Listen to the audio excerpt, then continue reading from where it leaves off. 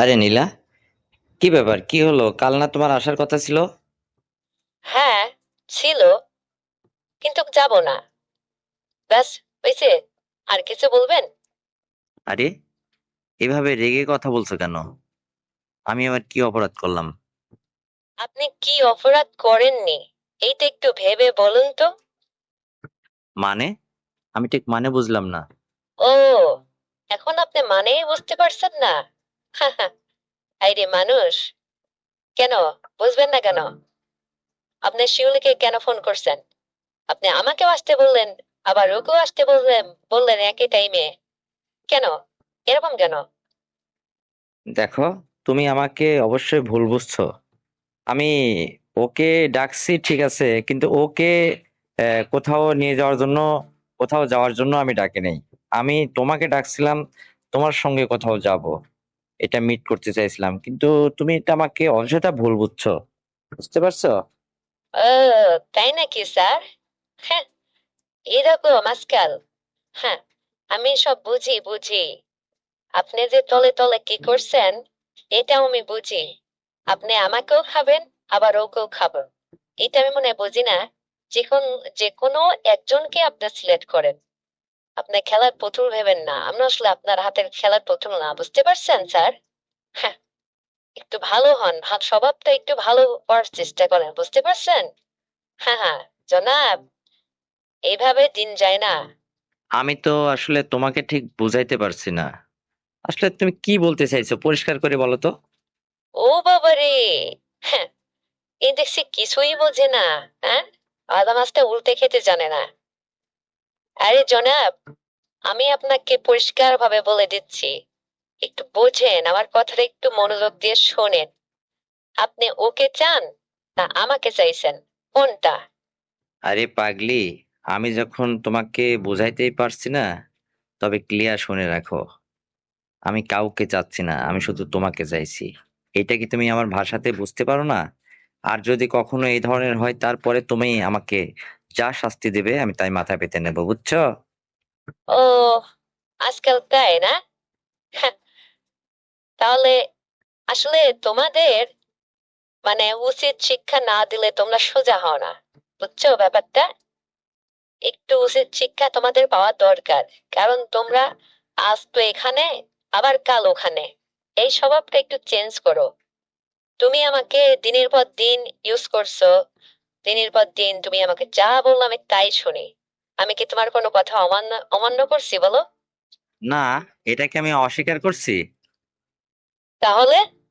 আরে তাহলে আবার কি? তুমি আগামীকালকে আসো, আমার সঙ্গে একটু দেখা করো, তারপরে দুজনে একসঙ্গে হয়ে বসে সব কথা মিট করব। কি করা যায় না যায়। আমি তো ব্যাপারটা তোমাকে সব খুলে এখন বলতে পারবো না। তুমি আসলে আসলে সব বলবো, নাকি?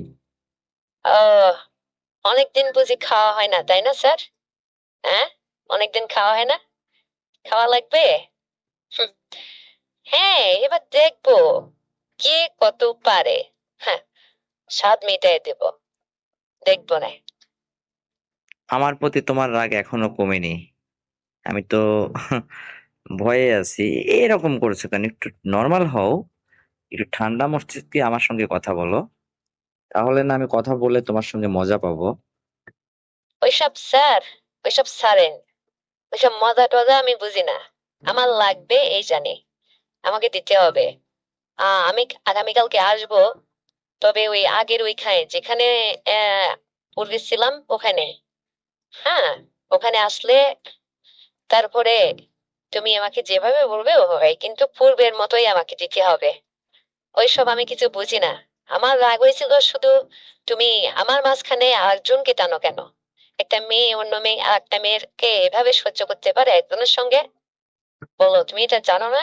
এই জন্য আবার রাগ হয়েছে, বুঝছো? ও, তাই নাকি? জি জনাব, বোঝো না তুমি? হুম, ও, তো এখন কি তোমার রাগ কমছে? যদি রাগটা কমে তাহলে কিছু কথা বলতাম। জনাব, যতক্ষণ আমি প্রাণ ভরে তোমাকে খেতে পারবো না ততক্ষণ আমার রাগ কমবে না, বুঝতে পারছো? হুম, বোঝো এবার। তোমাকে চিড়ে চিড়ে খাবো, বুঝছো? মাথায় রেখো বিষয়টা।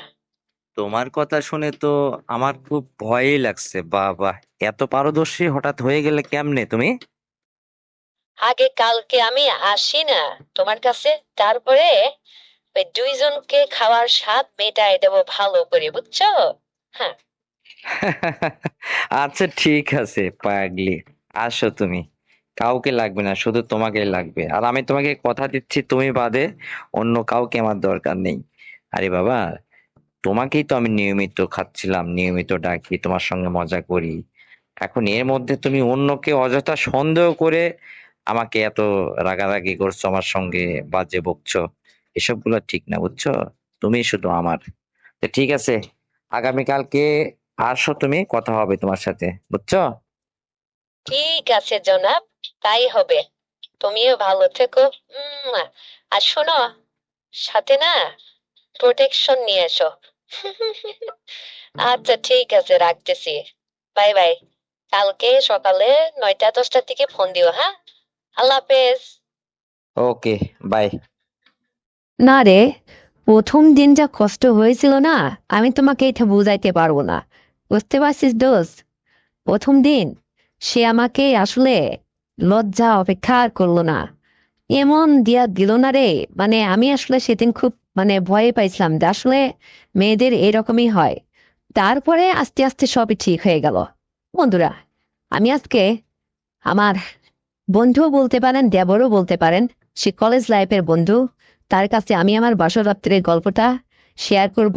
কারণ সে অনেক দিন ধরে আমাকে বলে, ভাবি, বান্ধবী, তুমি আমার সেই গল্পটা তো বললে না। আমি বললাম, কোন গল্প? তো বলে যে তোমার সেই প্রথম বাসরাতের সেই সুন্দর মুহূর্ত ঘটনাটা একটু আমাকে যদি বলতে, আমি খুব ইমপ্রেশন হতাম, খুশি হতাম। তো চলুন শুরু করা যাক আজকের সেই গল্পটি। আর হ্যাঁ বন্ধুরা, তার আগে আমি আপনাদের রিকোয়েস্ট করব, যদি আপনি আমার এই চ্যানেলে নতুন দর্শক হয়ে থাকেন, তাহলে অবশ্যই চ্যানেলটিকে সাবস্ক্রাইব করুন, ভিডিওতে একটা লাইক দিন, আর শেয়ার করে অন্যকে দেখার সুযোগ করে দিন। তো চলুন শুরু করা যাক আজকের গল্প। বন্ধুরা, আমি যখন অনার্স পাস করলাম, তখন বাবা মা আমাকে একটা সুন্দর পাত্র দেখে বিয়ে দিয়ে দিল। তো আমার হাজবেন্ড, সে আর্মিতে চাকরি করতো, এখন সে মিশনে দেশের বাইরে গেছে। তো এর মাঝ ফাঁকে মাকে আমার ওই কলেজের বন্ধু আবার সম্পর্কে দেবরও হয়। তো ও আমাকে অনেকদিন ধরে ফোন করে রিকোয়েস্ট করে, বান্ধবী, তুমি যদি মানে তোমার ওই বাসর রাতের সেই সুন্দরময় মুহূর্তটা আমাকে একটু শেয়ার করতে, আসলে আমি একটু ইমপ্রেশন হতাম, খুশি হতাম যে আসলে ওটা কেমন কি সুখময় সময়। আর এটা জানার জন্য সে ব্যাকুল হয়ে আছে, আমাকে বারবার জ্বালাতন করে, ফোন করে বলে, এটা বলো কবে বলবা, আমাকে কবে তুমি সময় পাচ্ছ। তা আমি আসলে ওকে এটা লজ্জাজনক ব্যাপার বলতে চাই না। তারপরে ওর অনেক রিকোয়েস্ট দেখে আমি, ঠিক আছে তুমি ফোন দিও, আমি বলবো। তো তারপরে ওকে আর কি শোনাচ্ছিলাম। তখন ও আমাকে জিজ্ঞেস করে, আচ্ছা বান্ধবী, প্রথম রাত্রে যেদিন তোমাকে তোমার বাড়ি থেকে বধূ বেশে তোমাকে তোমার শ্বশুর বাড়িতে নিয়ে যাওয়া হলো, তো রাত কয়টায় তোমার হাজবেন্ড তোমার পাশে গিয়ে বসলো বা কি কি করলো, এটা একটু শেয়ার করবা। তখন আমি বললাম যে দেখো, আমাকে যখন প্রথম নববধূ হিসেবে আমার শ্বশুর বাড়িতে আমি গেলাম, যাওয়ার পরে বাড়িতে অনেক মেহমান হই হুল্লোড়, অনেক ঝামেলার মধ্য থেকে আমাদের আলাদা একটা রুমে দেওয়া হলো। কিন্তু সেই রুমে যখন প্রথম আমার হাজবেন্ড আমার কাছে এসে বসলো, প্রবেশ করলো, তখন আসলে আমার গাটা কেমন ছমছম করছিল। আমি লজ্জা এবং ভয়, জীবনের প্রথম তো বোঝই তো।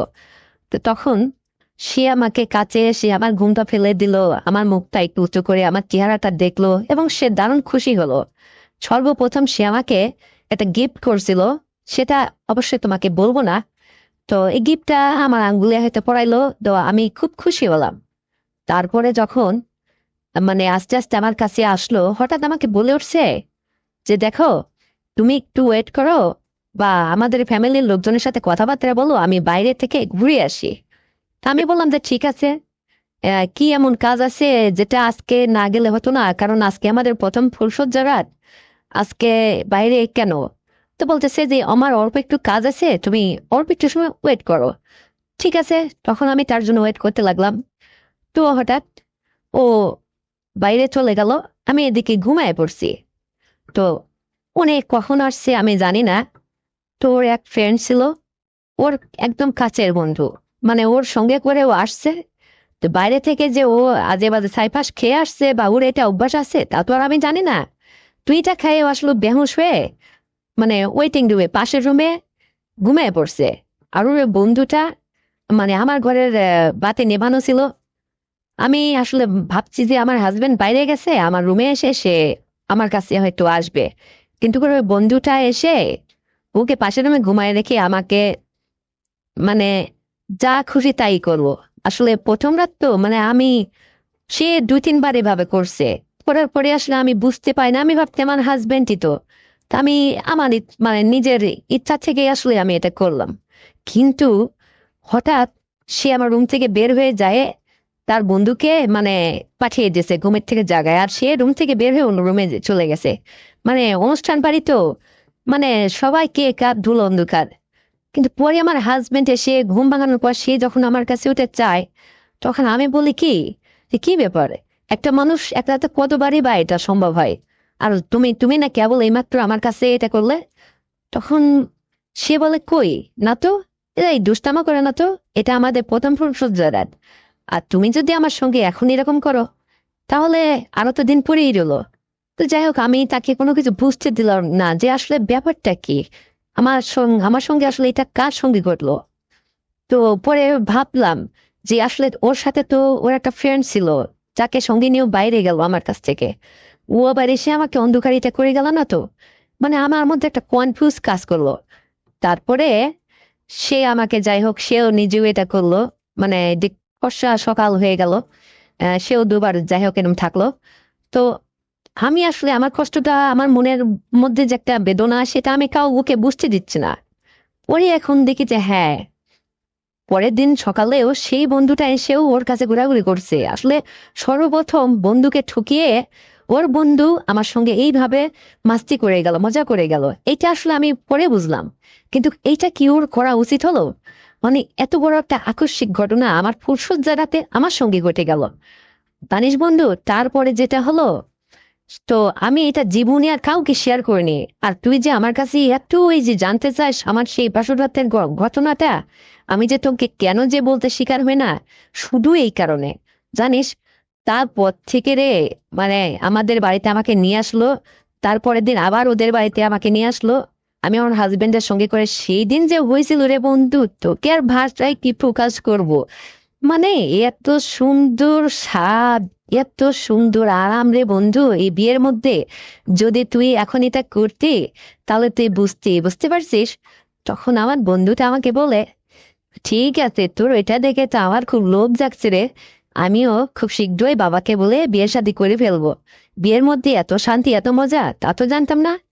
তখন আমি বললাম যে হ্যাঁ, আসলে আমিও এটা জানতাম না, কিন্তু ও আমার জীবনে সবচাইতে আমার ঠকা হয়েছে রে, আমার হাজবেন্ডের বন্ধু আমার কাছ থেকে উসুল করে নিয়েছে সর্বপ্রথম, এটা আমার সবচাইতে বড় অপরাধ।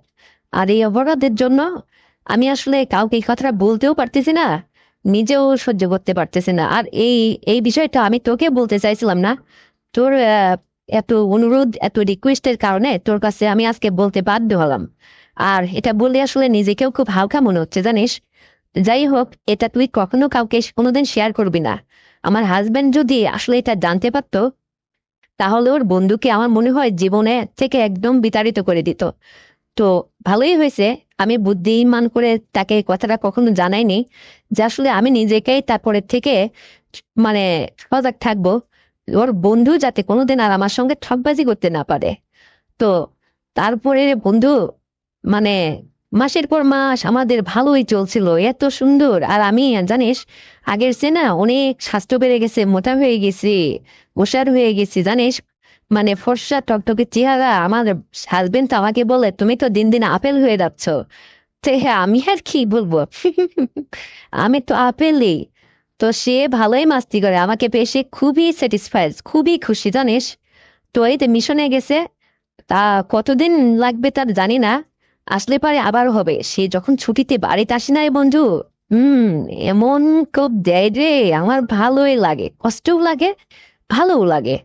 তো এই স্বাদ যদি তুই পেতে চাস দোস্ত, তাহলে তুই একখান বিয়ে করে ফেলা। দেরি করিস কেন? হুম, দেরি করবি না।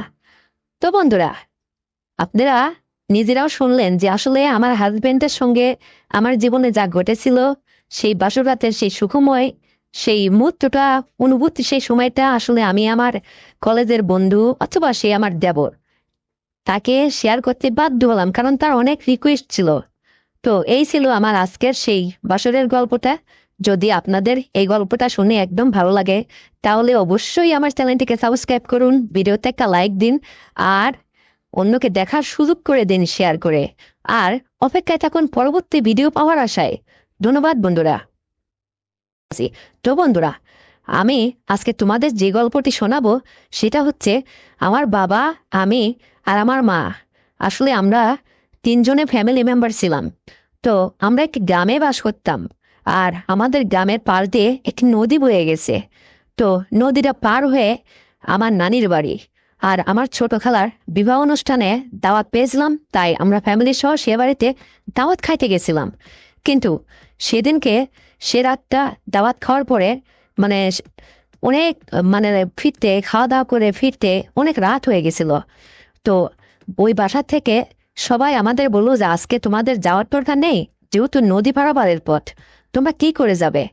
তো আব্বা আসলে বলে যে আমাদের বাসাতে তো অনেক গবাদি পশু আছে, সেগুলা রক্ষণাবেক্ষণ আমাকেই করতে হয়, তাকে বাড়িতে যেতেই হবে। তো মা বলল যে ঠিক আছে, তাই যদি হয় তাহলে তুমি তোমার আব্বুর সঙ্গে না চলে দাও। কিন্তু আমি আসলে যে চলে আসবো, আমি একটা যুবতী মেয়ে, কলেজে লেখাপড়া করতাম। তো বোঝেনি তো আমার বয়সটা তখন কেমন। আমিও বেশ স্বাস্থ্যবান, মানে খুবই মোটাসোটা, বড় আকৃতির দেখতে, আমাকে মানুষের নজরে পড়ি। তারপরও বাবা আমাকে বলছে ঠিক আছে মা, তাহলে চলো চলেই যাই। তো আসতে পথে আসলে ওই নদীতে পার হতে, খেওয়া পার হতে হয়, নৌকায় পার হতে হয়। তো দেখি নৌকাটা তখন বন্ধ হয়ে গেছে, মানে লাস্ট খেওয়া শেষ হয়ে গেছে। তখন আমরা অনেক দূর, মানে 5 কিলোমিটার পথ পার হয়ে এসে নদীটা পার হতে হয়। তো মাল্লা আসলে ঘাটে যেখানে জিজ্ঞেস করলাম, তো মাল্লারা বলছিল যে আজকে তো পার হওয়া যাবে না, আপনারা আগামীকালকে পারেন, আমাদের খাওয়া শেষ হয়ে গেছে, আজকের লাস্ট খাওয়া শেষ এই পর্যন্তই। তো তখন কি করব, আসলে আবার ওই 5 কিলোমিটার পথ আবার ফেরত যেতে হবে, তো সেটা আমার নানির বাড়িতে। কিন্তু তা কি সম্ভব? তখন অবশ্যই আব্বু একটা চিন্তা ভাবনা করে বের করলো, আমাকে বলতেছে মা, তাহলে এক কাজ করি না হয়, মানে যেহেতু আবার এই 5 কিলোমিটার পথ আবার ব্যাকে যে তোমার নানির বাড়ি, তো এত দূর যাব, তার চেয়েতে আমরা তো মানুষ, আর এই দুনিয়ায় কি মানুষ বাস করে না, সবাই তো একজনের উপকারে আসে, কেউ না কেউ আসবেই। তো ঠিক আছে, দেখি কি করা যায়। তারপরে আমার আব্বা যাই হোক একটু খোঁজাখুঁজি করে, তো একটা বাসায় মানে একটা ব্যক্তি সে বললো যে ঠিক আছে, আপনারা যখন এতটা বিপদে পড়ছেন, আজকে রাতটুকু না হয় বাবা মেয়ে আমাদের বাড়িতেই থেকে যান। তো বন্ধুরা, তারপরে আমাকে আর আমার আব্বুকে, যেহেতু আমরা বাবা মেয়ে, তো কোনো মাইন্ড করলো না আর কি, মানে চিন্তা ভাবনা ছাড়াই তারা একটা রুম ছেড়ে দিল। বললো যে ঠিক আছে, আপনারা আজকে রাতটুকু এই রুমে থাকেন, থেকে সকালে না হয় পার হয়ে যাবেন প্রথম খাওয়াতে। তো আমরা আসলে অনেক রাত হয়ে গেছে আর ঠান্ডা পড়তেছিল প্রচুর। তো বাবা আর আমি ওই রুমে থাকতে দিল। তো এবারের যিনি মহিলা মানুষ, ওই বাড়ির যে মেয়েটা, উনি বললো যে তোমাদের কি কোনো আপত্তি আছে? বাবা মেয়ে একটা, তোমরা তো বাবা মেয়ে, তোমাদের আর সমস্যা কি? থাকলেই হতো, আমার বাড়িতেও ঘর দুয়ার কম, রুমের সংখ্যা কম, আমরা যে ফ্যামিলি মেম্বার, আমাদেরই তো জায়গা কম পড়ে যায়, তারপরে যেহেতু অতীত থাকছো তোমরা, তো তোমরা বাবা মেয়ে না হয় এই রুমটাতেই থাকো। আমি বললাম যে না, আসলে আমাদের কোনো অভিযোগ নেই, যেহেতু আমার বাবা আর আমি, তো ও তো আর অন্য কেউ না। তো যাই হোক, ওই রাত্রে থাকতে দিল, বাবা আর আমি থাকলাম। তো বাবা বললো যে ঠিক আছে, তুমি বিছানা ঠিক করে মানে খাওয়া দাওয়া করে রেস্ট নেও, অথবা ঘুমায় পড়ো, আমি বাইরে থেকে আসতেছি। তো বাবা চায়ের দোকানে যাই হোক চা খাইতে গেল, চাটা খেয়ে তারপরে অনেক রাত করে প্রায় 11টা বেজে গেছে, বাবা তখন আবার ফিরলো, ফিরে রুমে আসলো, আমি দরজা খুলে দিলাম, তারপরে সে ঢুকলো, ঢুকে মানে শোয়ার চিন্তা ভাবনা করতেছি যে শুবে। তো যাই হোক, বাবাকে আমি বিছনাপাতি মশারি টানায় সুন্দর করে শোয়ার ব্যবস্থা করে দিলাম, বাবা আর আমি একটা রুমেই থাকতে লাগলাম। তো হ্যাঁ, বাবা মানে অনেক রাত্রে, তখন প্রায় রাত 2টো বেজে গেছে। তো আসলে মায়ের কাছে যেভাবে বাবা শোয়া অভ্যাস, এটা কি আর পরিবর্তন হয়? তো হঠাৎ করে আমিও ঘুমায় আসি, বাবা দেখি এখন আমাকে মানে একটু কাছে বুকের মধ্যে করে কোলবাসের মধ্যে করে টানে, তার নিজের দিকে টানাটানি করছে। তা আমি উঠে, আমার ঘুম ভেঙে গেছে, উঠে দেখি বাবা আর কোলের মধ্যে আমি। বাবা আমাকে জড়িয়ে জড়িয়ে সুন্দরভাবে শুয়ে আছে। তখন আমি উঠে বলতেছি বাবার গায়ে এরকম টুকা দিয়ে বললাম যে বাবা তুমি আমাকে ছেড়ে দাও, এভাবে এরকম করতেছো কেন? প্রয়োজনে মাঝখানে কিছু নাও, একটা বালিশ টালিশ নিয়ে ঘুমাও। তো বাবা তখন কাঁদতে উঠে বলতেছে মারে আমার তো আসলে তোমার মাকে এইভাবে ধরে শোয়ার অভ্যাস, তো কি আর করা, অভ্যাস তো আর এক রাতে পরিবর্তন হয় না। তো কিছু মনে করো না, ঠিক আছে। তো আমি আসলে বাবাকে কি বলবো, যাই হোক বাবা মামা মানে আমার ওখানে হাত দিয়েও যাই হোক জোরে করে ধরে ঘুমাইছিল। তো এটা আমি একটু লজ্জাই পেলাম যে বাবাই তো, তাই হোক কেউ তো আর দেখেনি। তারপর চুপচাপ শুয়ে আছি। তো তারপরে হঠাৎ দেখি মানে বাবার ওইটা অনেক বড় হয়ে মানে দাঁড়া হয়ে আছে। আমি দেখে অবাক যে উরি বাবা, মানে বাবা মুরব্বি হয়ে গেছে এখনো এত সুন্দর। হ্যাঁ, মানে আমার খুবই ভালো লাগলো। তে দেখি বাবা মানে নাক ডেকে ঘুম পাড়াচ্ছে। তো বাবার ওই ঘুম পাড়া অবস্থায় আমি ওইটার কাছে টুকটুক করে একটু আগায় গেলাম। তো মানে আগায় যে এখন মানে ভাবতেছি, মানে আমার আসলে লোভ সামলাইতে পারতেছি না বন্ধুরা। তো তা আমার আসলে খেয়ালই নেই যে এটা আমার বাবা, মানে ওই মুহূর্তে আমারও দারুণ মন চাইছিল। তো আমি আস্তে আস্তে কাছে এগিয়ে যাই, মানে একবার হাত দিয়ে ধরতে যায় ধরি না, টাচ করতে যায় যায় না, এরকম মানে একটু মানে গা মুড়ামুড়ি করছি। এর মধ্যে হঠাৎ বাবা কেমন যেন বুঝে ফেলে বলছে কিরে মা তুমি ওদিকে কি করছো, শুয়ে পড়ো। তখন আমি বললাম যে না বাবা শোবো, তুমি ঘুমাও। বলতেছে দেখ রে মা তুই আসলে কেমন যেন করছিস, কি হয়েছে তোর বলতো। তখন আমি বললাম যে বাবা আমার ভাল লাগতেছে না, ঘুম আসতেছে না, আসলে নতুন বাড়ি তো, তুমি কিছু মনে করো না, তুমি ঘুমায় পড়ো। তখন বাবা বলছে না রে, তুই যদি না ঘুমাস তাহলে আমার কি করে ঘুমায়, কি সমস্যাটা কি তোর বলতো দেখি। তখন আমি বললাম যে না, আর তুমি কাপড় ঠিক করে শুতে পারো না, এরকম হয় কেন? তখন ও বলতেছে যে ও আমার এটা বদ অভ্যাস, মানে আমি শুইলে ওটা ঠিক থাকে না। তো যাই হোক, আবার আমি একটু চুপচাপ পাশে শুয়ে পড়লাম। কিছুক্ষণ পরে দেখি যে বাবা আর মানে গা মোড়ামুড়ি করে, ঘুম আসে না, বাবাও জেগে আছে। তা আমি আস্তে করে বললাম যে বাবা তোমার ওখানে কি হয়েছে ওটা দেখতে বলছে কোথায়। তা আমি ওর ওখানে যাই মানে হাত দিয়ে ধরছি, ধরে যে এটা কি, তো বলছে ওর বাবা এটা তুমি ছেড়ে দাও, এটা কিছু না, এটা তোমার নাম, তোমার মায়ের এটা। তা আমি বললাম যে না দেখি। তারপরে আমি আসলে লজ্জা ত্যাগ করে ওইটা যাই হোক হাত দিয়ে ধরতেই দেখি মানে এক লাফে মানে হতভর মানে দারুণ ভাবে মানে জেগে আছে। তাই বললাম যে সুন্দর তো, তোমার তোমার এখনো এতটা বয়স হয়ে গেছে তারপরও এখনো এত সুন্দর। তো বলতেছে হ্যাঁ রে মা, কেন তুই এইরকম লজ্জা ত্যাগ করে এসব কি করতে লাগলি আবার, এই সবই তো ঠিক আছে, কেন কি হয়েছে?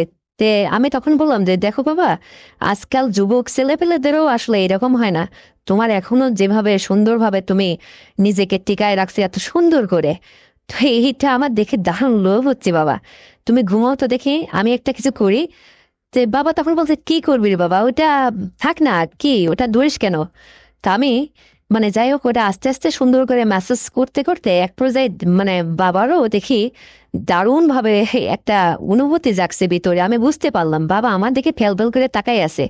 তো বলতেছে যে আমার তো এখন আর ভালো লাগতেছে না, তাহলে এখন কি করবি বল, আমার তো এখন মন চাইছে তোর মায়ের কাছে চলে যেতে। তখন আমি বললাম যে দেখো বাবা তোমার মায়ের আমার মায়ের কাছে এখন তোমার যাওয়া লাগবে না, আমি আছি না, আসলে আমি তো এখন বড় হয়েছি আর আমারও তো দরকার এখন তো এটা যেন কেউ না জানে, দেখি আমি একটু তাই করি। তারপরে ওইটা যাই হোক আমি সুন্দরভাবে বাবাকে বুঝাইলাম। বাবা তখন বললো যে ঠিক আছে এইটা তুইও তাহলে কাউকে বলিস না। এই কথা ভেবে বাবা আমার সুন্দরভাবে এত সুন্দর করে আমাকে ওই রাত্রে 2-3 বার মানে সকাল পর্যন্ত সে ইয়ে করলো, মানে অনেক সময় আমার এত ভালো লাগলো বন্ধুরা, মানে এত সুন্দর করে বাবা জোরে ইয়ে করতে পারে অত বড়। তারপরে সুন্দরভাবে যাই হোক রাতটুকু পেরে হলো, তো আমাকে বলতেছে যে এই অবস্থায় কি তুই নদী পার হবি, আহ খেওয়া কি এখন পাওয়া যাবে, সকাল হয়েছে। তারপরে হ্যাঁ এখন এই বাসা থেকে একটু নাস্তা পানি করেই তারপরে বের হব। তো বাবা বলতেছে আচ্ছা মা তোকে একটা কথা বলি, তুই আমার মেয়ে হয়ে আজকে যে কাজটা আসলে আমার সঙ্গে যে আচরণটা করলি, আসলে আমি তো এটা করতে চাইনি। দেখ তুই নিজেই আমাকে কেন কেন যেন একটা জাগ্রত করে তুললি, আর এইটা যে আমার খুবই ভালো লাগেছে, দেখ এত সুন্দর মানে মজা আমি কখনো এতদিনে তোর মায়ের কাছ থেকে আমি পাইনি রে বাবা। আর তোর মাও তো জানিস বুড়ো হয়ে গেছে, এখন তার দ্বারাও তো সম্ভব না, কিন্তু আমি তো আসলে ঠিকই আছি। দেখ আমার মাথার চুল একটাও এখনো সাদা হয়নি, আর তোর মার মাথার চুল সব সাদা হয়ে গেছে। সে মানে কেমন যেন অসুস্থ অবস্থায় ভেঙে পড়ছে, বুঝিসই তো। তাহলে এটাই যখন সকালে যাব, তো কালকেও কি তুই আমাকে এরকম একটা সুযোগ দিবি রে বাবা? মানে যদি আর একটা বার এরকম সুযোগ দিতে তাহলে আমার ভালো হতো। যখন এটা করেই ফেলছিস একবার, তখন আর তোর কাছে লজ্জা করে লাভ কি রে মা? তখন আমি বললাম যে বাবা শোনো, আমারও না ভীষণ মজা লাগেছে, খুব ভালো লাগেছে ওই বাড়িতে অতীত থাকার বিষয়টা, রাতের এই ঘটনাটা। তো তুমি যদি চাও তা আমার কোনো আপদ, মা না তার মায়ের বাড়িতে মানে 2-4 দিন থাক না, সমস্যা কোথায়? আমি তোমাকে রান্না বান্না করে খাওয়াই দাওয়াই দিব, তুমি গবাদাবার শুধু দেখাশোনা করবা, ছাগল গরু যা আছে এগুলা দেখাশোনা করবা। আমি আর প্রয়োজনে কলেজে যাব, কলেজ থেকে এসে রাত্রে না হয় আবার হবে, সমস্যা কোথায়? তো বাবা হেসে দিয়ে বলল যে না রে মা, আসলে আমার খুব ভালো লাগছিল তো এই জন্য বলছি, জানে না এটা আসলে মহা অন্যায়, তারপরেও তুই যে এত সুন্দর করে এটা ইয়ে করতে পারবি, জানিস তোর যেখানে বিয়ে শাদী হবে তার তো কপাল খুলে যাবে রে। সে তো কখনোই তোকে ছাড়া থাকতেই পারবে না। মানে তুই যেভাবে মানুষকে আপ্যায়ন করতে জানিস, আমি যা বুঝলাম, আমি একটা রাতেই বুঝে গেছি রে বাবা। এই জন্য তো সেই লোভটা বারবার আমার জাগে মনের মধ্যে, খুব শখ জাগতেছে বুঝছিস। তো তুমি যদি আমাকে আরেকটাবার এরকম করো তাহলে তখন মেয়ে, আমি আসলে বললাম যে দেখো আমি তোমার মেয়ে হয়ে আমি কি তোমার কথা ফেলতে পারি? আমি নিশ্চয় বাড়ি যে আগে নদীটা পার হয়ে ওপারে যায় তারপরে বুদ্ধি পরামর্শ করে মাকে ফোন করে বলে দাও যে সে তার মায়ের বাড়িতে গেছে, 2-4 দিন পরে সে আসুক, আর তুমি আর আমি চুটিয়ে মজা করবো, বুঝতে পারছো বাবা? তো তখন আমার আব্বু যাই হোক খুব খুশি হলো, খুশি হয়ে বলতেছে হ্যাঁ রে মা, তাই যেন হয়। তাহলে আমি যেভাবে তোর সঙ্গে আচরণ করলাম রাতে, এটা কি তোর ভালো লেগেছে? তাই বললাম যে হ্যাঁ, ভালো লাগবে না মানে? আরে বাবা, এত সুন্দর তোমার ওইটা, অত বড় আমার কি যে ভালো লাগেছে আমি তোমাকে বুঝাইতে পারবো না, বুঝতে পারছো? তোমার সেবা যত্ন তুমি মেয়েকে যেভাবে করলে, এটা আসলে মানে কাউকে বোঝানোর মতো না, আমি খুব খুশি হয়েছি। আর আমি যেন আমার ভবিষ্যতে আমার হাজবেন্ডে এইরকমই তোমার মতো যেন জোটে, তাহলে না আমার অদূর ভবিষ্যৎটা ভালোভাবে কাটবে। তো তারপরে যাই হোক বাসায় ফিরে আসলাম, আসার পরে বাবা পরের দিন ওই দিন রাত্রে মানে রাত হলো, হওয়ার পরে আমি তাকে রান্না বান্না করে খাইয়ে আমি আমার রুমে শুইতে আসতেছি, বাবা বাবার রুমে শুবে। কিন্তু তখন আমার বাবা বলে যে কেরে মা, ও রুমে কেন, তুমি আমার রুমে চলে এসো। তখন আমি বললাম যে ও বাবা, আমার তো আসলে মনেই নেই, কথা তো এরকম ছিল না, ঠিক আছে আসতেছি। যাই হোক আমি বাবার রুমে চলে গেলাম, যে আহ, বাবার বিছানাতেই ঘুমালাম। তো বাবা যাই হোক একটু রাত ভারী করে আবার বাবা ওই গত রাতের মতোই আবার শুরু করলো। আরে বাবা, সে বাবা, আমার বাবা যে, আমি ভাবছি যে সে মধ্যবর্তী বয়সী হলো, মানে তার যে এত সুন্দর কিছু, সে এত কিছু শিখে রাখছে কোত্থেকে জানি না, জানি না সে আসলে যুবককালে কেমন ছিল। মানে তার এই অবস্থা এখনই, এই অবস্থা, মানে আমার যে কি আনন্দ হচ্ছিল তার পাশে শুয়ে, মানে দারুণ ভাবে সে আমাকে ওইটা ইয়ে করতে লাগলো। হ্যাঁ, অনেক সময় ধরে সে, যাই হোক তারপরে আমি এটা খুবই ভালো লাগলো। তারপরে উঠে বাবাকে বললাম যে বাবা, আসলে তো একটু আমরা অনেক দূর জার্নি করে আসছি, তারপরে শুয়েছি, কেমন যেন লাগতেছে, একটু নাস্তা পানি। ওই রাত্রে আবার উঠে একটু নাস্তা করলাম হালকা পাতলা করে, আবার একটু টেস্ট নিয়ে একটু ঘুমালাম। তারপরে যাই হোক আবার সে মানে আমাকে বলতেছে যে আমার যেন বারবার মনে হচ্ছে যে তোমার সাথে আমি এরকম ইয়ে করি। আমি বললাম যে হ্যাঁ রে বাবা, আমি তোমাকে একদম পারমিশন দিছি, কারণ আমারও যত পাই ততই যেন ভালো লাগে। তুমি, আমি তোমাকে নিষেধ করবো না। যাই হোক বাবা ও রাত্রেও আমাকে যাই হোক 3বার ইয়ে করলো। সকাল অবধি মানে দারুণ খুশি। বাবা আমাকে বলে যে তোর মা এখন থেকে যদি কোথাও যাইতে চায় তাহলে তুই কিন্তু তোর মাকে আর বাধা দিবি না, তোর মা যেখানে যায় 2-4 দিন থাকুক, এই বয়সে তার তো একটু বেড়ানোর সময়, আর তুই তো আসিস, তোর উপর ভরসা করে আমি এখন থাকতে পারবো। তো আমি বাবাকে বললাম বাবা, যখন আমার বিয়ে হয়ে যাবে তখন কি করবে, তোমার এই সেবা যত্ন কে করবে? তখন বাবা বলে তোকে যদিও আমি খুব দ্রুত বিয়ে শাদী দিতে চাইছিলাম, কিন্তু এখন আর মারে তোকে একটু দেরিতেই বিয়ে দেবো, তুই পড়াশোনা করছিস, কর না, আর একটু লেখাপড়া করে আর একটু আগায় যা, ভবিষ্যতে যদি চাকরি বাকরির পাস তাহলে কত ভালো হবে, আর একটু ভালো রেজাল্ট কর, আর আমার সংসারে থাক, আমারও হবে তোরও হবে। তখন আমি বললাম যে বাবা, এইভাবে থাকতে থাকতে যদি একটা কিছু হয়ে যায়, তখন বলছে না না, কিছু হতে দেব না, আর তুই কিছু না জানলে পারে, আমি তো জানি আমার কাছে সাবধানতা অবলম্বন করার মতো কিছু আছে, সেটা ব্যবহার করলে ঠিক হয়ে যাবে, সমস্যা নেই। যাই হোক, তো বন্ধুরা, আমার বাবার সঙ্গে আমার এই যে শুরু হয়ে গেল লজ্জা ভেঙে দিয়ে, তারপরে এত সুন্দর আদর আপ্যায়ন, মানে বাবার ওই যত্ন আদর, মেয়ের যে এতটাই ভালো লেগেছিল, মানে কল্পনায় তোমাদের আমি বলতেই পারবো না। তো তোমরা আমার বাবার এই গল্পটা শুনে কতটুকু বিনোদন পেয়েছো আমাকে অবশ্যই কমেন্ট করতে ভুলবে না কিন্তু। আর তুমি যদি আমার চ্যানেলে নতুন দর্শক হয়ে থাকো, তাহলে এক্ষুনি চ্যানেলটিকে সাবস্ক্রাইব করে দাও, ভিডিওতে একটা লাইক দাও, আর শেয়ার করে তোমার বন্ধু বান্ধবকে দেখার সুযোগ করে দাও। আর হ্যাঁ বন্ধুরা, তোমরা সবাই ততক্ষণে ভালো থাকবা, নিজের যত্ন দেবা। আসছি আবার আগামীকাল নতুন গল্প নিয়ে। আল্লাহ হাফেজ। হ্যালো বন্ধুরা, কেমন আছো তোমরা? আশা করি সবাই ভালো আছো, আর আমিও তোমাদের দোয়ায় খুবই ভালো আছি। তো বন্ধুরা, আজকে তোমাদের সাথে আমি খুবই আকর্ষণীয় একটা মজার গল্প শেয়ার করতে চলেছি। তো গল্পটি সম্পূর্ণ না শুনলে একদম মজা পাবে না, সম্পূর্ণ শোনো, তাহলে আমি তোমাদের গল্পটা চলো শেয়ার করি। তো বন্ধুরা, আমি যখন বিয়ে করে 3 বছর যে যেতেই আমার স্বামী আমাকে কোনো সন্তানাদি দিল না, সে বিদেশ পাড়ি দিল। তারপরে বিদেশ যাওয়ার আগে আমার বাবার টাকায় আমার স্বামী সেখানে মানে টিন শেড বাড়ি করলো এবং ওয়াল করে বাড়ি করলো। তো জানালা দরজা কিছু লাগানো হয়েছিল, কিছু বাদ ছিল। তো যাই হোক, তারপরে আমার স্বামী বিদেশ গেল। যাওয়ার পরে আমি 1 মাস যাই, 2 মাস যাই, 6 মাস যাই, আর ভাল লাগতো না। কি যে করি, কি যে করি, মানে এতটা দিন এভাবে আমি পড়ে আছি, আর কিছুই ভাল লাগতেছিল না। তারপরে আমার পাশের বাড়ি 3-4 বাড়ি পরে আমার একটা দেবর ছিল, চাচাতো দেবর, আমার হাজবেন্ডের চাচাতো ভাই। ও কলেজে লেখাপড়া করতো, ওর নাম ছিল রবিন। তো একদিনকে রবিন আমাকে কথায় কথায় মার্কেটের থেকে দেখা হলো, কথায় কথায় আমাকে জিজ্ঞাসা করলো যে ভাবি, ভাই তো অনেকদিন হলো ওই বিদেশ গেছে, সন্তানাদিও দিয়ে গেল না, এভাবে দিনকাল আপনার কেমন চলছে? যাই হোক, দেবর আমার এক কথায় 2 কথায় আসলে যে কি জিজ্ঞাসা করতে চাইছিল এটা তো আর আমার বোঝার বাকি নেই। তা আমি রবিনকে বললাম যে রবিন, হ্যাঁ আমার দিনকাল খুব যে ভালো যাচ্ছে তা না, বোঝই তো, স্বামী কাছে না থাকলে একটা মেয়ের জীবনে আর কতটাই বা ভালো যায়। তখন রবিন বলতেছে যে হ্যাঁ ভাবি, এই কথা এই জন্য তো জিজ্ঞাস করলাম। তো তোমার কোনো কিছু যে লাগলে, কোনো কিছু ইয়ে হলে আমার ফোন নাম্বারটা রাখো, আমাকে ফোন দিও। হঠাৎ করে যেন রবিন আমাকে ওর ফোন নাম্বারটা দিতে চাইলো, তখন আমি ওর ফোন নাম্বারটা টুকুট করে নিলাম, নিয়ে বললাম যে রবিন, যখন আমার প্রয়োজন হয় যদি তোমাকে আমি ফোন করি তাহলে কি তুমি আসতে পারবে? তখন রবিন বলল যে হ্যাঁ ভাবি, অবশ্যই আসতে পারবো, কেন না, তুমি আমার ভাবি না? তখন আমি বললাম যে ঠিক আছে, তাই যদি হয় তাহলে আজকেই তোমার পরীক্ষা নেব, দেখি তোমার কতটা সাহস, তোমার মনে কতটা ইয়ে আছে। তো রবিন বলতেছে ঠিক আছে ভাবি, কয়টার সময় আপনি আমাকে ফোন দিবেন?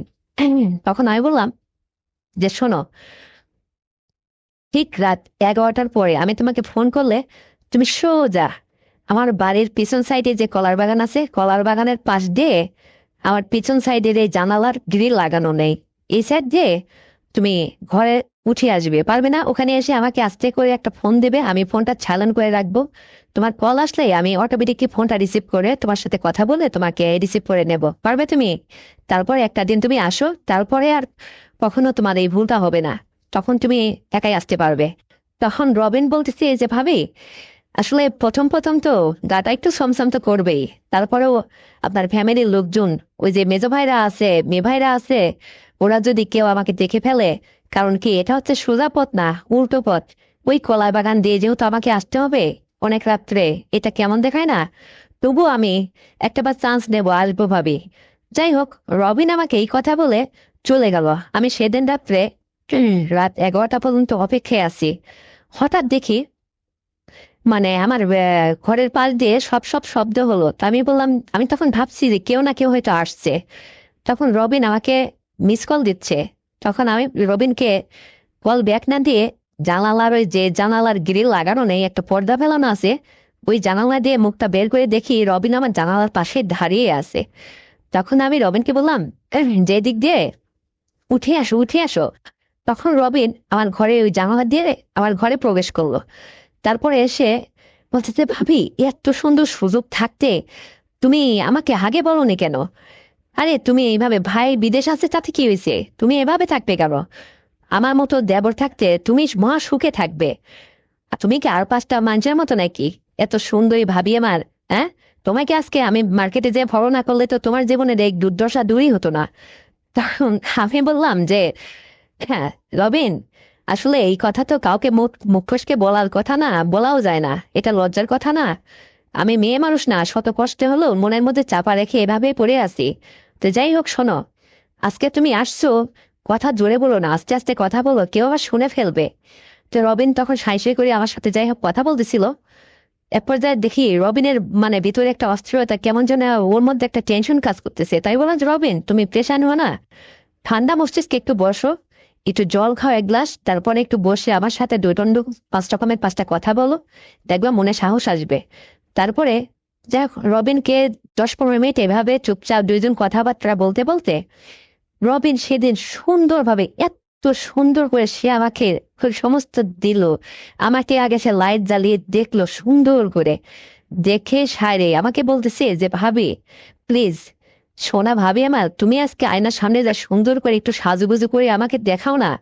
আমি সেই নতুন বইয়ের সজ্জায় যেভাবে তুমি ভাইকে প্রদর্শন করেছিলে, এইভাবে তুমি আমাকে প্রদর্শন করো। কারণ ইতিপূর্বে কোনোদিন কোনো মেয়ের সংস্পর্শে আমি কোনো দিন যাইনি ভাবি, এই আমার জীবনের ফার্স্ট প্রথম। তাই আমি চাইছি আসলে যার কাছে আমি আসতাম বা যাকে ওই সমস্ত আমি পাইতে যাচ্ছি, তাকে একটু সুন্দরী ভাবে দেখতে চাই। তখন রবিনের কথা শুনে আমি একটু হেসে দিয়ে বললাম যে রবিন, তোমার যখন এতটাই শখ, আর যেহেতু এটাই তোমার জীবনের ফার্স্ট, তাহলে তো তোমার কথা আবার শুনতেই হবে। তখন যাই হোক, আমি ফ্রেশ সুন্দর করে নতুন জামা কাপড় পরে মানে আয়নার সামনে গিয়ে সেজে গুজে দারুণ ভাবে রবিনকে নিজে সবকিছু প্রদর্শন মানে সবকিছু প্রেজেন্ট করতেছি। রবিন দেখে দারুণ ভাবে মুগ্ধ হয়ে গেছে, বলতেছে ভাবি, তুমি সাধারণ ভাবে এই যে চলাফেরা করো অতটা বোঝাই যায় না, শুধু তুমি একটু মোটকু আছো, একটু মোটা, তাছাড়া তো তোমার চেহারা, তোমার চোখ, কোকড়ানো চুল, এত সুন্দর তোমার মায়াবী চেহারা, আমি দারুণ মুগ্ধ হয়ে গেছি ভাবি। মানে আমার ওই সাজুগুজু অবস্থায় দেখে রবিন একদম দারুণ ভাবে মুগ্ধ হয়ে গেছে, যেন ও আমাকে আঁকড়ে ধরতে আসে। তারপরে রবিন দেখার পরে বলতেছে ভাবি, এটা খুলে ওটা খুলে, ছোট ওইটা থাক। এখন আমি বললাম যে তোর গাদা, এটা আমি কিভাবে, লাইট জ্বালানো আছে না? তখন রবিন বলতেছে লাইট জ্বালানো না থাকলে আমি দেখবো কিভাবে? তারপর যাই হোক, আমি চোখটা বন্ধ করে সমস্ত কিছু করে হোক ওই অবস্থায় দেখালাম। তো দেখলো, দেখে আস্তে আস্তে আমার দিকে এসে আমাকে চাপটে ধরে আদর করতে লাগলো, বুকে জড়িয়ে ধরে, মানে দারুণ খুশি ও। এত সুন্দর করে আমার ঠোঁট ও করে খাইতে লাগলো, মানে এত সুন্দর করে আমাকে আদর করতে করতে দেখি ওর মনটা অনেক চাঙ্গা হয়ে গেছে, অনেক খুশি। আমাকে বলতেছে ভাবি, আমি তোমার উপকার দিনের পর দিন এইভাবেই করবো, তোমাকে আমি সময় দেবো, একটা কথা দেখো, আমি গরিব মানুষের সন্তান, আমি এই যে লেখাপড়া করতেছি, বাবা মা আমাকে ঠিকঠাক মতো মানে লেখাপড়ার খরচ চালাইতে পারে না, ঠিকঠাক মতো টাকা দিতে পারে না, আমি কিছু টিউশনি করে আমি আমার জীবনটা পার করতেছি, একভাবে চলতেছি, লেখাপড়া খুব কষ্ট হচ্ছে। তখন আমি বললাম যে রবিন শোনো, তোমার ভাই যেহেতু বিদেশ থেকে অনেক গাদা গাদা টাকা পাঠায়, আমি আর বিলাসিতা কয় টাকা করি? আচ্ছা, তুমি যদি আমার আজকের থেকে এই উপকারটুকু করে এইভাবে যদি আসো, আমাকে সময় দাও, তাহলে তোমার খরচ আমি চালাবো, বোকা ছেলে। তোমার কি লাগবে, লেখাপড়ার খরচ, পোশাক আশাক সবই দেবো তোমাকে। তুমি শুধু আমাকে এইভাবে, আমি যখনই তোমাকে ফোন করব এসে টুক করে জানালা দিয়ে এভাবে আসবে, একটু সময় দেবে, টুকুস করে চলে যাবে, পারবে না? তখন রবি বলছে হ্যাঁ ভাবে, অবশ্যই পারো, পারবো না মানে? আরে এরকম সুযোগ তো কখনো আমার আর জীবনে আসেনি, আর এই আচ্ছা আমার প্রথম। যাই হোক, রবিন এত সুন্দর করে, ওর ওইটা আছে এত মোটা বড়, মানে কি যে বলবো, ওর মনটাই অনেক বড়। হ্যাঁ, ও দারুণ ভাবে আমার প্রাণটা জুড়িয়ে দিল, ওর আচরণে আমি দারুণ মুগ্ধ। অনেক সময় ধরে যাই হোক এ করলো, করাটোর পরে ও ওখান থেকে বলতেছি এখন যাব কিভাবে? তখন আমি বললাম যে রবিন, আজকে তুমি যেভাবে আসছো ঠিক প্রতিনিয়ত এইভাবেই আসবে আমার কাছে, এইভাবেই জানলা দিয়ে টুকুস করে বের হয়ে পিছন দিয়ে কলার বাগানের আল দিয়ে তুমি জমির পাড় দিয়ে সোজা ওই দিক দিয়ে উল্টো পথে বাড়িতে চলে দাও। তো রবিন ওইভাবেই গেল, বাসায় যে আমাকে ফোন দিল যে ভাবি হ্যাঁ, আমি বাসায় চলে আসছি, এখন থেকে তোমার যখনই লাগবে তুমি শুধু একটা ফোন দেবে আমাকে। আমি লেখাপড়া করে অনেক রাত জেগে আমি যে জাগ্রতই থাকি। তো যাই হোক, তুমি হচ্ছে যখন ফোন করবে আমি ঠিক ওই ওই রাস্তা দিয়ে ঠিক তোমার কাছে পৌঁছে যাব। তারপর থেকে বন্ধুরা রবিন আমাকে ওইভাবে প্রতিনিয়ত যখনই দরকার হতো ও আমাকে ফোন দিলে সোজ আমার কথায় এসে আমার কাছে এই সমস্ত দিত। এত খুশি লাগতো আমার। হঠাৎ আমার মানে আমার বমি বমি ভাব হচ্ছিল। হঠাৎ আমি বললাম কি ব্যাপার, কিছু একটা হলো নাকি আমার। পরে ডাক্তার দিয়ে দেখালাম, দেখলাম যে না কিছু না, কিন্তু রবিনের ওইটা ওর ভাইয়ের চেয়ে অনেক মানে বড় বিশাল। তো যাই হোক, আমি মানে ও একটা দিন থেকে গেলে আমি আসলে ওকে প্রতিশ্রুতি দিয়েছিলাম যে প্রায় দিনই তোমাকে ডাকবো, কিন্তু ও যেদিন থেকে যায় বন্ধুরা, কারণ মানে তার ওই 3-4 দিন আমার ওই সুস্থ হতেই লাগে, মানে আমও থাকার পরে আমি দারুণ অসুস্থ হয়ে যাই, আর পারে না। বুঝি এত সুন্দর করে থাকে তো, একদম যুবক ছেলে, জীবনে কোনো মেয়ের সংস্পর্শে যায়নি তো, মানে এই জন্য ওর এত সুন্দর করে ইয়ে করতে পারে, ও সময় দিতে পারে। যাই হোক, ওর আচরণে আমি দারুণ মুগ্ধ। তো বন্ধুরা, রবিন এইভাবে আমাকে দিনের পর দিন চালিয়ে নিতে লাগলো। ওর ভাই যতদিন বিদেশ থেকে না আসলো অতদিন। তারপরেও আমি রবিনকে বলছিলাম যে রবিন, তুমি টেনশন করে না ভাই, তোমার ভাই আসলেও এই ফাঁকে ফাঁকে তোমার সঙ্গে আমার চলবে। আর শোনো, তোমার ভাই যদি ছুটিতে আসো আর কতদিন, নইলে 2 মাস 3 মাস 4 মাস ছুটিতে আসবে, তারপরে তো তোমার ভাই আবার বিদেশ পাড়ি দিবে। আর আমার এমন তো না যে সন্তানাদি আছে আমাদের মধ্যে কোনো ডিস্টার্ব হবে। তখন তখন রবিন বলে যে না ভাবি, এটা তো ঠিক আছে। তখন আমি বললাম যে শোনো, তুমি কোনো টেনশন করো না, আর লেখাপড়া ঠিকঠাক মতো চালিয়ে যাও, তোমার লেখাপড়ার খরচ আমিই দেবো। আর আরেকটা কথা রবিন, আমার মতো মেয়ে তোমার জীবনে থাকলে তোমার বিয়েই বা করতে হবে কেন? ততদিন তুমি নিশ্চিন্তে তুমি অনেক দূর আগায় যাও, লেখাপড়া করে মানুষের মতো মানুষ হও, বড় ধরনের চাকরি বাকরি করো। তারপরে এতটা দিন আমি তোমাকে চালিয়ে নেব, পরে যখন তোমার সময় হবে তখন তুমি পরে মেয়ে ঘরে নিয়ে আসবে। তো বন্ধুরা, তারপরে রবিন তাই করলো আমার কথা শুনে, আমিও দারুণ খুশি হলাম। রবিনও দিনের পর দিন এভাবে আমাকে ইয়ে করে চলো, ও মহা খুশিতে থাকলো।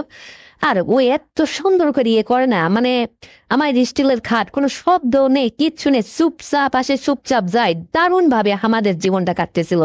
কিন্তু এরই মাঝে এইভাবে চলতে চলতে অনেক দিন পরে একদিন আমার বড় ভাসুরের ছেলে রবিনকে দেখে ফেলে।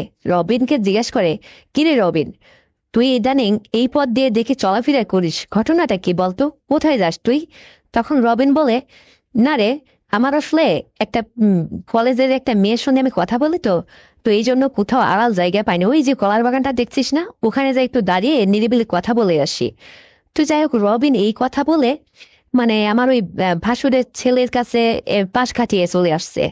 তো সেদিন আমার মানে মনে হলো যে ওরা হয়তো উকি মেরে থাকতেও পারে রবিনকে ধরার জন্য। রবিনকে বললাম, রবিন কিছুদিন তুমি আসার দরকার নেই, গ্যাপ দাও, তারপরে যখন এই সমস্ত থেকে ওরা ভুলে যাবে তখন তুমি এসো। তখন রবিন বলতেছে, হ্যাঁ মেবি প্রয়োজনে সেফটি থাকার জন্য তাই করব, এভাবে আর আসা যাবে না, কারণ তোমার ভাসুরের ছেলে যেহেতু আমাকে দেখেই ফেলছে, হয়তো ও টার্গেটে থাকতে পারে। তারপরে যাই হোক, 1 সপ্তাহ 2 সপ্তাহ এইভাবে গ্যাপ দিলাম, দেওয়ার পরে আবার রবিন ওইভাবেই নিশি রাত্রে যখন আমি ফোন করতাম সবাই আমি খোঁজ দিতাম যে আমার শ্বশুর বাড়ির লোকজন ঘুমায় পড়ছে, তখন রবিনকে ফোন দিলে রবিন সঙ্গে সঙ্গে ওই উল্টো পথ দিয়ে সোজা ওই জানালাটি আমার ঘরে উঠে আসতো। তখন আমি রবিনকে বলতাম যে কি, আমার আমার টিপসটা তোমার কেমন কাজে লাগেছে? তখন রবিন বলে যে ভাবি, তোমার মাথায় যে এত বুদ্ধি, এটা তারিফ করতে হয়। যাই হোক বন্ধুরা, প্রবীণের সঙ্গে এইভাবে দিনের পর দিন আমার খুবই মানে অনেক প্রবলেম ফেস করে চলতে হয়েছিল নিজের সুখের জন্য। রবিনও খুশি, আমিও খুশি।